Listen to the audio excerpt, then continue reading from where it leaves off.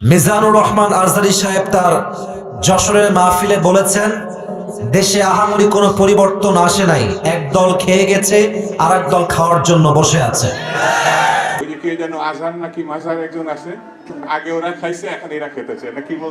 আপনারা বলেন উনি কি কথাটা ভুল বলেছেন না ঠিক বলেছেন? আপনারা বাঘের মতো আমাকে উত্তর দিবেন আওয়াজ করে। প্রিয় কলিজার টুকরা রংপুরের ভাই, আজহারী সাহেব কি কোনো দলের নাম উল্লেখ করেছিলেন? এই যে আস্তে কথা বললেন, কোন দলের নাম বলেছেন? কোন ব্যক্তির নাম মেনশন করেছেন? উনি জাস্ট বলেছেন এক দল খেয়ে গেছে আর এক দল খাওয়ার জন্য বসে আছে, এতেই কিছু লোকের গায়ে আগুন জ্বলে গেছে। আমরা কোনো দলের নাম উল্লেখ করি না। আচ্ছা, মনে করেন যে আজহারী সাহেব কোন দলের নাম উল্লেখ করেই ফেলেছেন, কোন দলের নাম এক্স্যাক্টলি মেনশন করেছেন, তো আমাদের কি জনগণ হিসেবে বাক স্বাধীনতা নেই? বলেন সবাই, আছে না নাই? যদি আমাদের বাক স্বাধীনতা কেউ কাটতে চায়, তাদেরকে আওয়ামী লীগের ইতিহাস মনে রাখতে হবে যুবক ভাই। তো আমি দেখলাম একজন নেতা, তার নামটা আমি জাস্ট বলেই ফেলছি, ছোট্ট নাম বলছি, দুদু সাহেব। উনি বললেন কোথাকার কোন আজহারি মাঝহারি মিয়া, আজহারি কি মাঝহারি? এটা কি আপনাদের সস্তা মনে হয়? আজহারি এটা হচ্ছে বাংলাদেশের ব্র্যান্ডের নাম যুবক ভাই। আচ্ছা আপনি বলেন, এই যে একজন নেতা, দলের নেতা একজন আলেমকে বলছে আজহারি মাঝহারি কোথাকার কে, এটাই প্রমাণ যে সে মানুষটা শিক্ষিত হতে পারে না।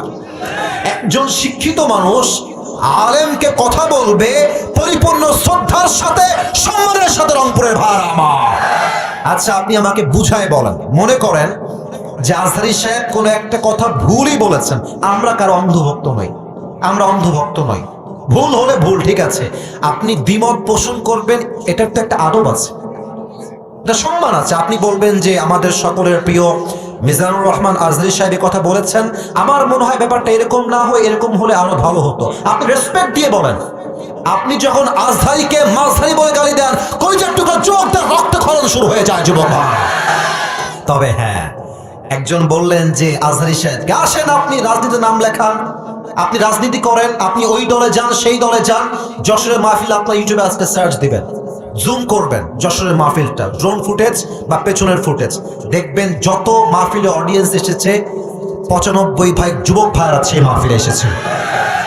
সবাই কি জামাত ইসলাম? তারা সবাই কি শিবির নাকি? তারা মিয়া, ঘোল খাওয়াই লাভ নাই, এইসব ঘোল আর বাংলার মানুষ খাবে না যুবক ভাইরা। জামাত ইসলাম নয়, বিএনপির লোকরাও আজহারীকে কলিজা থেকে ভালোবাসে যুবক ভাইরা। ওই যে যশোরের মাহফিল, আওয়ামী লীগও ছিল, বিএনপিও ছিল, যুবকও ছিল, মায়েরাও ছিল, বোনেরাও ছিল।